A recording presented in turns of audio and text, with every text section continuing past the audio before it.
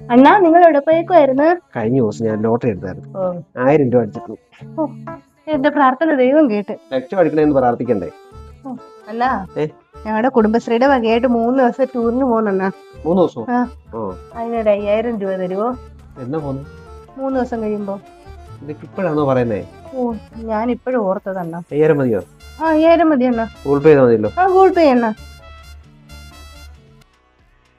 ചെയ്തിട്ടുണ്ടോ? ഓക്കെ. നിങ്ങളൊരു 5000 രൂപയല്ലേ അയച്ചുള്ളൂ. 1000 കൂടുതലൊന്നും അയച്ചില്ലല്ലോ. 3 ദിവസം കൂടെ ഉള്ളു. എനിക്ക് എന്തോരം ജോലി ഉണ്ടെന്ന് അറിയാവോ? നീ അത് നോക്കടി, പൈസ വന്നോ? നിങ്ങളൊരു 5000 രൂപ അയച്ച് എനിക്ക് എന്തൊക്കെ നോക്കണം. പോയ അവിടുന്ന് ഒരു 5000 രൂപ അയച്ചതിന്റെ അഹങ്കാരം കാണണം. എനിക്കറിയാടി, പൈസ കിട്ടി കഴിയുമ്പോ നീ ഇങ്ങനെ പറയുന്നത് എനിക്കറിയാം. അതുകൊണ്ട് ഞാൻ 1 രൂപ അയച്ചു. എന്നാ 5000 രൂപയാണ്. 5000 വേണ്ടടി, 1 രൂപയും കൊണ്ട് നീ പോയാൽ മതി കേട്ടോ. എന്നാ ഒരു 5000 രൂപ. നിന്റെ പറത്തിൽ ഞാനിപ്പോ കേട്ടതാ. ലോട്ടറി എന്തി ഇത് വെച്ച് കഴിഞ്ഞാൽ ചിലപ്പോ നീ ഇത് കൊണ്ടേ മാറും.